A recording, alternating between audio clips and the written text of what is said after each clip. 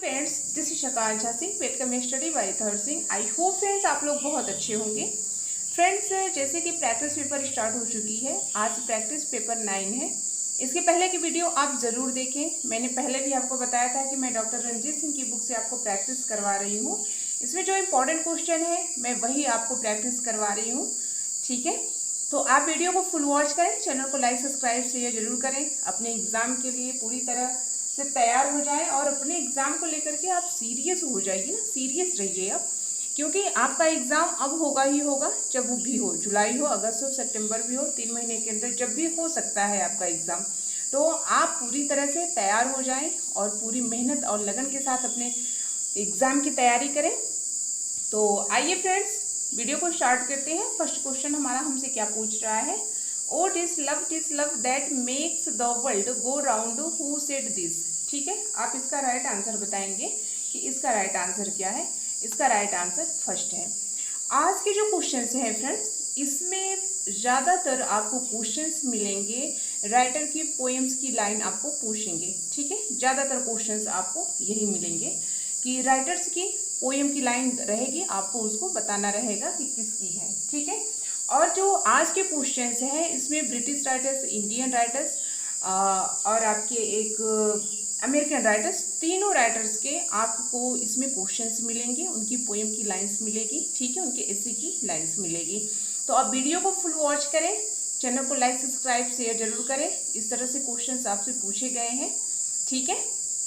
तो आइए देखते हैं सेकेंड क्या कह रहा है कि happy families are all alike, every unhappy family in unhappy in its own way, who said this. ठीक है, अगर आप पहले की प्रैक्टिस को पढ़े हैं तो ये जो क्वेश्चन है मैंने उसमें करवाया था, ठीक है, ये इस प्रैक्टिस में दे दिया था, तो फिर भी मैंने ले लिया है कि आपका रिवीजन हो जाएगा, ठीक है। ये इस बात को कह रहे हैं। आइए देखते हैं, happy family are all alike, ठीक है, ये इस बात को कह रहे हैं कि सभी सुखी परिवार एक जैसे होते हैं, प्रत्येक दुखी परिवार अपने तरीके से दुखी हैं। मतलब इसका राइट आंसर है लियो यस टॉल्स्टॉय, ठीक है। इनका कहने का मतलब ये है फ्रेंड्स कि जो दुखी परिवार है उसके बारे में ये कहना चाहते हैं कि जो परिवार के लोग हैं उनकी जो सुविधाएं हैं, उनकी जो आवश्यकताएं हैं, उनकी ज़रूरतों को पूरी तरह से ध्यान दिया जाए तो वो भी फैमिली खुश रह सकती है। आइए थ्री को देखते हैं। All animal are equal but some animals are more equal than others, who said this. ये किसने कहा था, ये आपको बताना है, ठीक है, ये आपको बताना है कि ये किसने कहा था। तो इसका राइट आंसर है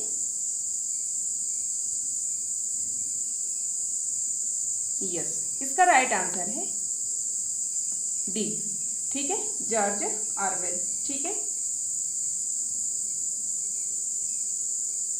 ठीक है। आइए देखते हैं, और हाँ एक ये देखेंगे, ऑल एनिमल्स आर इक्वल, ये जो लाइन दी गई है, ये जो लाइन ली गई है फ्रेंड्स, ये जॉर्ज ऑरवेल की बुक है एनिमल फॉर्म, ठीक है, उससे ली गई है ये जो लाइन है ये। यस, आइए देखते हैं, true is always stronger then fiction, who said this. ठीक है, ये इस बात को किसने कहा है कि सच्चाई हमेशा कल्पना से अजनबी होती है, ठीक है, इस बात को किसने कहा है ये आपको बताना है। तो राइट आंसर है इसका ए, लॉर्ड बैरन ने कहा है, ठीक है, राइट आंसर है इसका। आइए 5 क्वेश्चन को देखते हैं। 5 क्वेश्चन क्या पूछ रहा है हमसे। I have speak of Hamlet myself if I may sandy, कि इसका राइट आंसर क्या है, Coleridge, Wordsworth, John Keats, PP Shelley. तो राइट आंसर है इसका कॉलरिज, ठीक है, राइट आंसर इसका कॉलरिज है।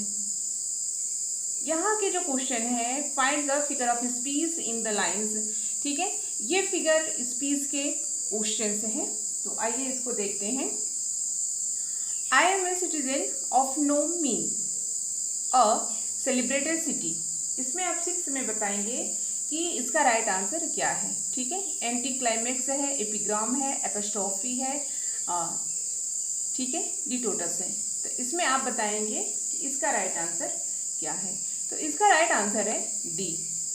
ठीक है, यानी कि आई एम ए सिटीजन, मैं एक सिटीजन हूँ, नो मीन सेलिब्रेटेड सिटी। ठीक है, तो ये क्या है, राइट आंसर इसका लिटोटस है। ठीक है, लिटोटस की अगर बात करें तो जिसमें किसी की भावना उसके विपरीत जो नकार कर व्यंग पूर्वक व्यक्त किया जाता है उसको हम लिटोटस कहते हैं। ठीक है, इसकी डिफिनेशन आप एक बार फिर सुनेंगे।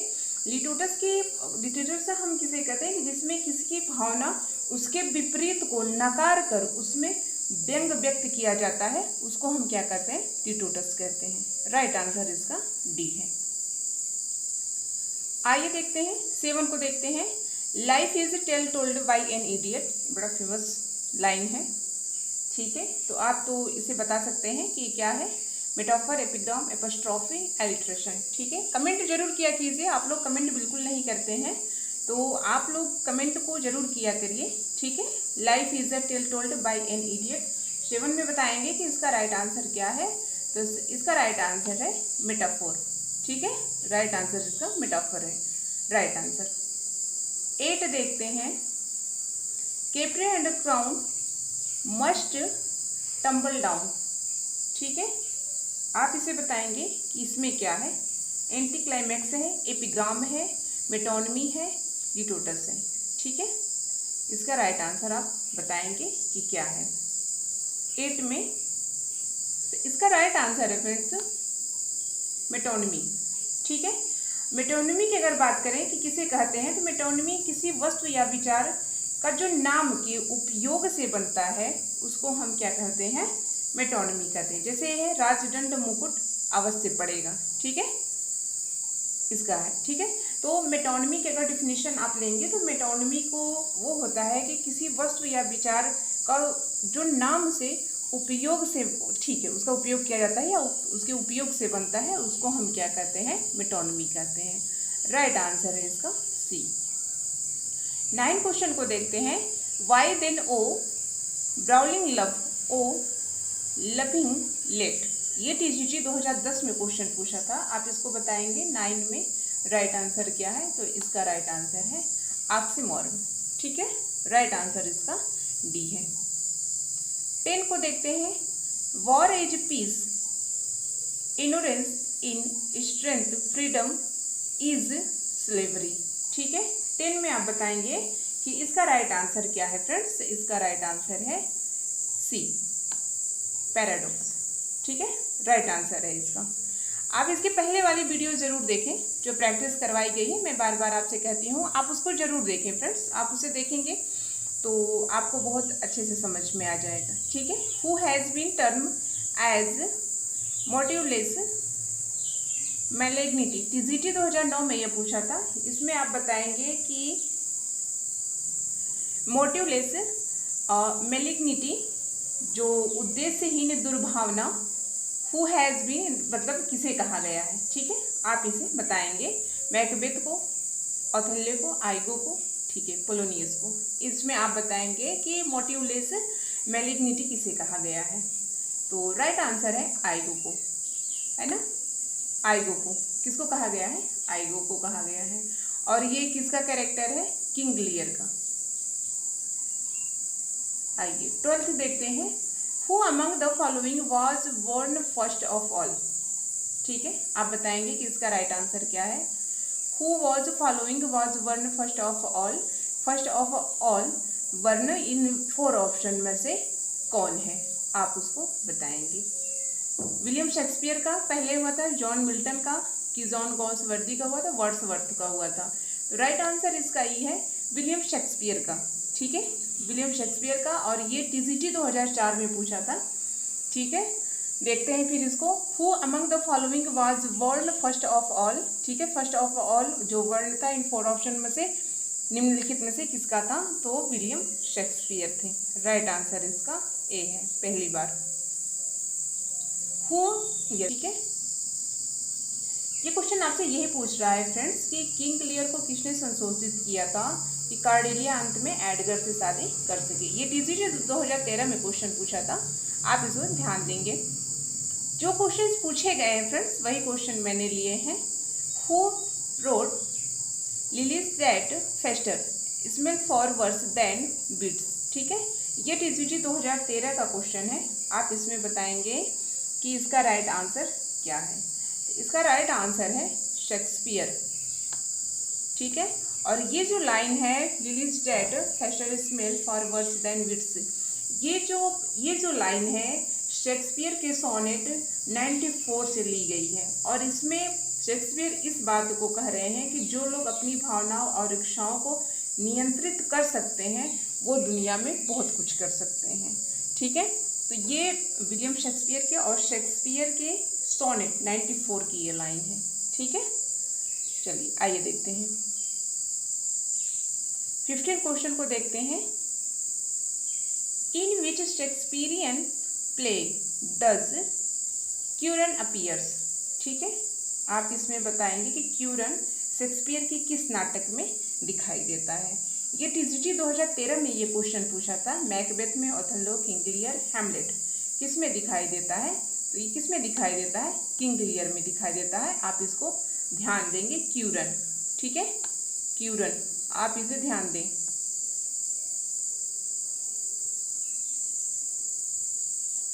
क्यूरन शेक्सपियर की किस प्ले में दिखाई देता है? तो किस में देता है? किंग लियर में देता है। राइट आंसर इसका सी है। The theme of the world is too much with us is. इसकी थीम बताएंगे आप क्या है। The world is too much with us की थीम को आपको बताना है। तो इसकी थीम क्या है? तो इसकी थीम है फ्रेंड्स फर्स्ट, ठीक है, कंडेम्सन मटेरियलिज्म। राइट आंसर इसका ए है। आइए देखते हैं 17 क्वेश्चन क्या पूछ रहा है। Wordsworth treated nature as O.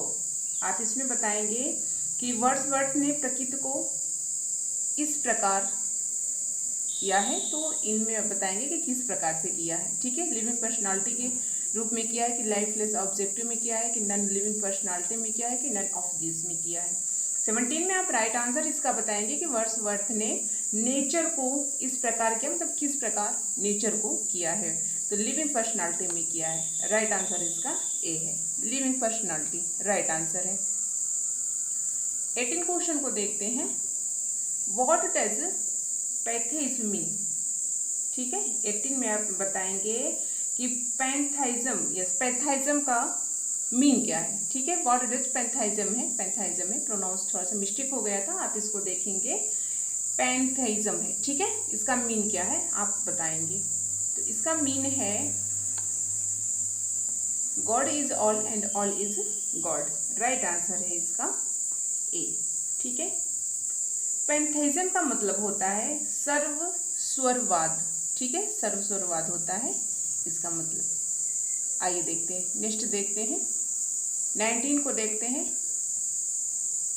In 1941 a comic play blithe spirit by Noel Coward takes it title from the opening line of Shelley poem. ठीक है, hail to thee blithe spirit bright down never but he line is from. ये लाइन आप बताएंगे कि ये line किसकी है। ठीक है,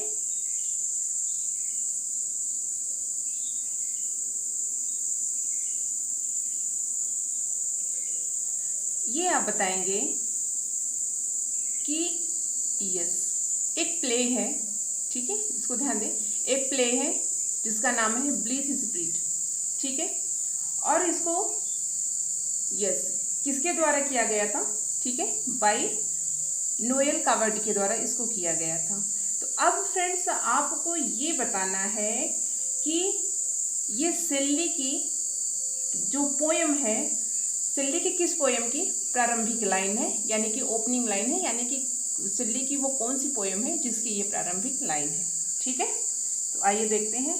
अच्छा, इसमें देखिए आपको क्वेश्चन मिल रहे हैं। ये ब्लीथ स्पिरिट है, ये कॉमिक प्ले है। ठीक है, ये कब आया था? 1941 में। आप ये ध्यान देंगे कि ये ब्लीथ स्पिरिट है, ये कॉमिक प्ले है जो कि 1941 में आया था। और इसको किसने लिखा था?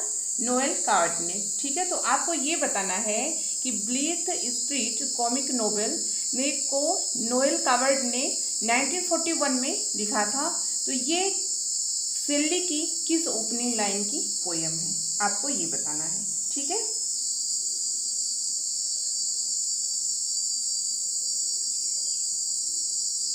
आप इसको एक बार फिर देखेंगे। In 1941 a comic play blithe spirit by Noel Coward takes its title from the opening line of Shelley's a poem. ये इस बात को कह रहे हैं कि एक प्ले है जिसका नाम है ब्लीथ स्प्रिट बाय नोएल कावर्ड। ठीक है, यह एक कॉमिक प्ले है जो कि 1941 में है। तो फ्रेंड्स, आपको ये बताना है कि सिल्ली की वो कौन सी पोयम है जिसकी प्रारंभिक पंक्तियां इससे ली गई हैं। ठीक है, प्रारंभिक पंक्ति से ली गई है, आपको ये बताना है। Hail to thee blithe spirit bright thou never but the line is from. तो आप इसमें राइट आंसर बताएंगे to a skylark, to a skylark. Right answer इसका ए है। आइए 20 क्वेश्चन को देखते हैं। In which poem of Shelley do the following lines occurs. ये देखिए क्वेश्चन फ्रेंड्स, आपको पीजीटी 2004 और 2009 में 2 बार पूछा था। In which poem of Shelley do the following lines. ठीक है, आइए देखते हैं। O lift me as a wave or leaf a cloud I fall upon the thorns of life I bleed. ठीक है, ये सिल्ली की किस पोएम की लाइन है, ये आपको बताना है। तो ये है ode to the west wind की लाइन है। ठीक है, राइट आंसर इसका ए है। आइए सेकेंड देखते हैं, 21 को देखते हैं। Who preached is his poetry the human perceptibility and emancipation of the spirit. ठीक है, स्पिरिट है। तो आप इसमें बताएंगे 21 में राइट आंसर क्या है। तो इसका राइट आंसर है पीबी सल्ली। राइट आंसर इसका पीबी सल्ली है। आइए 22 क्वेश्चन को देखते हैं। How sickness enlarge the dimensions of a man's self to himself। तो इसमें राइट आंसर बताएंगे। इसका राइट आंसर क्या है, इसका राइट आंसर है ए। ठीक है, इसका राइट आंसर ए है। 23 को देखते हैं।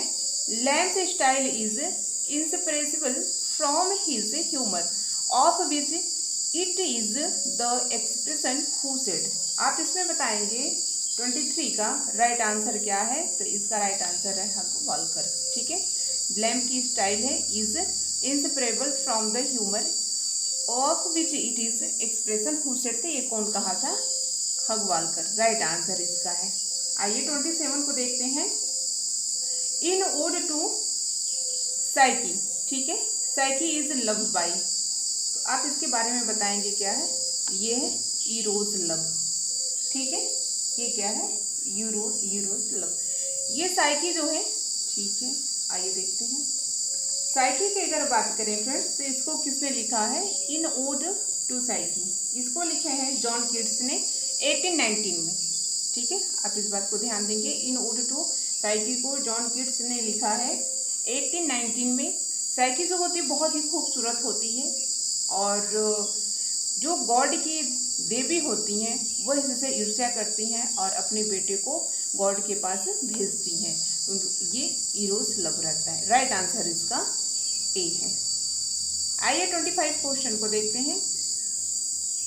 Let the winged fancy roam pleasant never is at home the line are from. ये लाइन किससे ली गई है। तो राइट आंसर इसका ode to fancy. Right answer इसका ए है।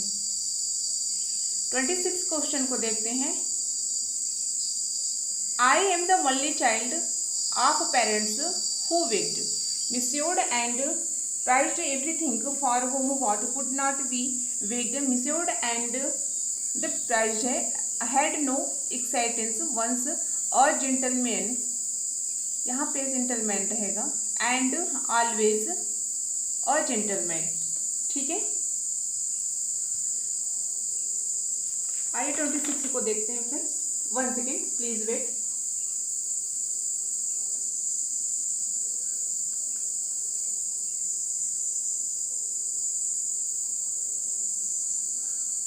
यस, सही है। यहाँ पे ये मीनिंग गलत है यहाँ पे। ठीक है, ये जेंटलमैन रहेगा। ठीक है, ठीक है। तो ये लाइन आपको बतानी है कि ये जो नीचे 4 ऑप्शन दिया गया है तो ये लाइन किसकी है। ठीक है, राइट आंसर इसका आप बताएंगे। तो राइट आंसर इसका है लिटिल डॉर्थी। ठीक है, इसका राइट आंसर क्या है? लिटिल डॉर्थी। और इसको किसने लिखा है? चार्ल्स डिकेंस ने। और ये क्या है? एक नोवेल है। ठीक है, और इसको कब पब्लिश किया गया था? इसकी जो पब्लिश है ये 2 बार मानी जाती है फ्रेंड्स। इसकी पब्लिश जो है in serial from between 1855 and 1857, इसका 2 बार माना जाता है, 1855 और 1857, ये दोनों में इसको एक सीरियल के रूप में इसको पब्लिश किया गया था। ये चार्ल्स डिकेंस का एक नॉवेल है, आप इसे याद रखेंगे। ठीक है, आइए 27 क्वेश्चन को देखते हैं। Life is made of ever so many partings welded together, take nothing on its looks, take everything, this line are taken from. 27 में आप बताएंगे कि इसका राइट आंसर क्या है। तो इसका राइट आंसर है लिटिल डोरथी। ठीक है, अभी मैंने जैसे पहले आपको बताया था अभी पहले वाले ही क्वेश्चन में कि ये चार्ल्स डिकेंस का एक नोवेल है और इसको इन सीरियल में पब्लिश किया गया था 1855 एंड 1857, 1855 1857 में, 2 इसका माना जाता है। 28 में देखते हैं, and may there be no morning of the war when I put out to sea, this line occur in Tennyson's. ठीक है, आप बताएंगे कि टेनिसन की, ठीक है, इन 4 ऑप्शन में से टेनिसन की किस पोएम की लाइन है ये, आप इसको बताएंगे 28 का। 28 का राइट आंसर है friends crossing the war. Crossing the war की ये लाइन है। ठीक है, और इसको अल्फ्रेड टेनिसन साहब ने लिखा था और 1889 में इसको पब्लिश किया था। ठीक है, 1889 में ये पब्लिश हुई थी crossing the war by Lord Alfred Tennyson.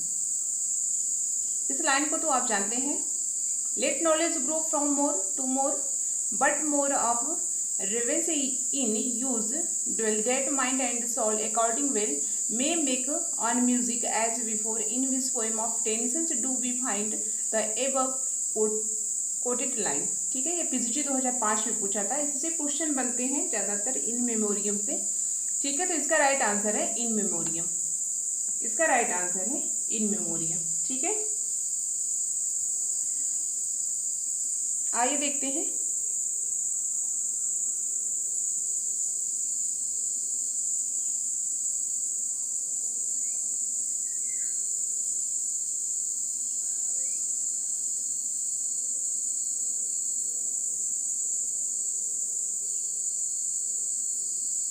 That friend of mind who lived in God. ठीक है, that God which ever lives and loves, one God one law of element and one for of divine event to which whole creation moves the above line are from Tennyson's. ठीक है, ये Tennyson की किस poem की line है? ये जो ऊपर वाली है, तो ये भी इन मेमोरियम की ही लाइन है। राइट आंसर इसका ए है। आइए नेक्स्ट क्वेश्चन देखते हैं। 31 क्वेश्चन,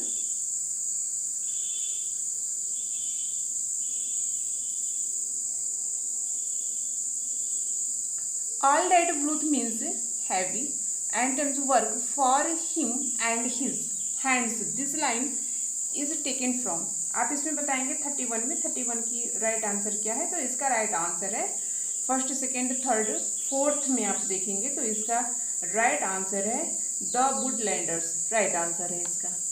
ठीक है, वुडलैंडर्स। और इसको किसने लिखा है? Thomas Hardy. यह एक उनकी नोवेल है जिसको 1856 एंड 1858 के बीच इसको सेट किया गया था। इसके बारे में थोड़ा सा आप देखेंगे और नोट भी करते चलेंगे। द वुडलैंडर्स थॉमस हार्डी की एक नोवेल है जिसको 1856 यानी कि 1856 और 1858 के बीच इसे सेट किया गया था। ठीक है, 1887 में मैकमिलन के पत्रिका में धारावाहिक के रूप में इसको पब्लिश किया गया था, द वुडलैंडर्स को। ठीक है, अगर पूछे कि ये जो पब्लिश किया गया था, ठीक है, तो ये मैकमिलन की एक पत्रिका के धारावाहिक के रूप में इसको पब्लिश किया गया था 1887 में। राइट आंसर है इसका ए। आइए 32 को देखते हैं। Do not do an immoral thing for moral reasons, this line is taken from. 32 में आप बताएंगे कि इसका राइट आंसर क्या है। तो राइट आंसर आप बताएंगे इसका द वुडलैंडर्स है। रिटर्न ऑफ द नेटिव है। Mayor of Casterbridge yes Jude the obscure है। तो राइट आंसर आप इसका बताएंगे। तो राइट आंसर इसका डी है। ठीक है, राइट आंसर इसका डी है, जूड एब्सक्योर है। तो ये भी तो थॉमस हार्डी की है। ठीक है, इसको जो है कि 1895 में यानी कि 1895 में इसको पब्लिश किया गया था। ठीक है, और ये जूड द एब्सक्योर की जो शुरुआत की गई थी, जो शुरुआती दौर था इसका, तो वो 1894 में था, 1894 में था और एंड 1895 में इसको पब्लिश किया जाता है। जूड एंड एब्सक्योर की, ये थॉमस हार्डी की है। और फ्रेंड्स दूसरी बात ये कि जूड एंड जूड द एब्सक्योर ये थॉमस हार्डी की लास्ट उपन्यास है। आप इस बात को ध्यान रखेंगे। इसके पहले की जो प्रैक्टिस करवाई गई है ये क्वेश्चन उसमें था कि थॉमस हार्डी का लास्ट उपन्यास कौन सा है, तो जूड एंड एब्सक्योर था। ठीक है, तो ये जूड एंड एब्सक्योर की ये लाइन दी गई है, तो आपको इसमें ये ऑप्शन दिया गया है, तो आपने इसको बताया है। ठीक है, तो इसको थॉमस हार्डी ने लिखा है। 1894 में इसकी शुरुआत की जाती है, 1895 में इसको पब्लिश कर दिया जाता है। राइट आंसर है डी। 33 क्वेश्चन को देखते हैं। The Oxford movement is also known as. आप बताएंगे कि 33 में क्या कह रहे हैं कि ऑक्सफोर्ड मूवमेंट को इस नाम से जाना जाता है, तो किस नाम से जाना जाता है? इन 4 ऑप्शन में से आप बताएंगे। The Oxford movement is also known as. ठीक है, तो राइट आंसर है इसका Tractarian movement. Tractarian movement right answer है। आइए 34 को देखते हैं। Who was the chief protagonist of imagism in England? आप बताएंगे कि इंग्लैंड में कल्पनावाद का मुख्य नायक कौन था? ठीक है, imagism in England right answer है ए इसका राइट आंसर है। टी.ई. फुलमे राइट आंसर है।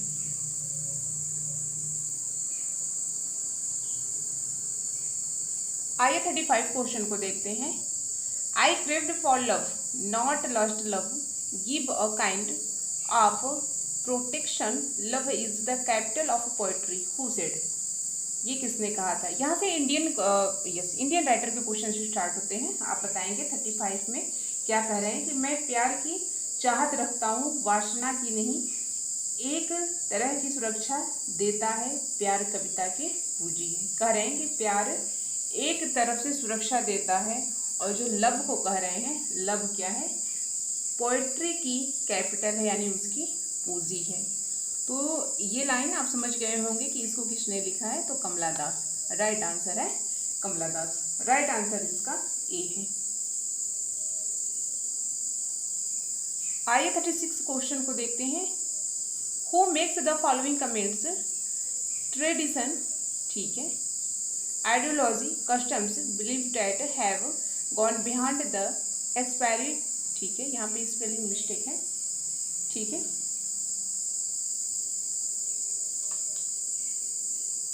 यस, यहाँ पे डेट रहेगा, ठीक है, DATE date, should be, yes, should be discarded, ठीक है। इसमें आप बताएंगे कि इसका राइट आंसर क्या है। 36 में इसकी राइट आंसर आप बताएंगे कि किसने कहा है, आपको बताना है। ये कमेंट है, ठीक है, ये किसने कहा है।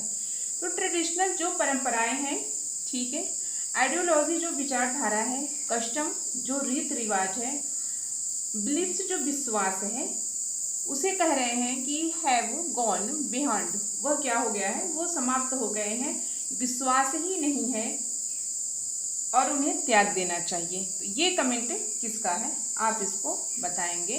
तो इसका राइट आंसर है कमला दास, ठीक है।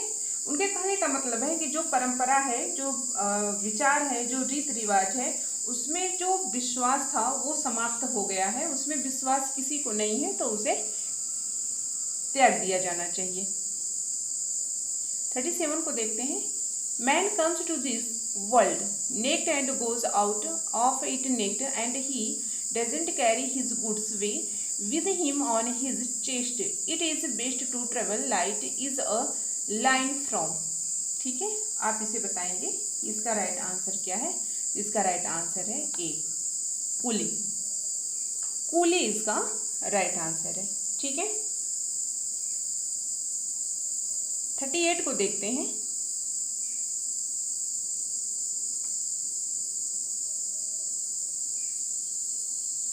The theme of alienation in central to the poetry of, ये पीसीटी 2009 में क्वेश्चन पूछा था फ्रेंड्स। आप इसको बताएंगे कि इसका राइट आंसर क्या है।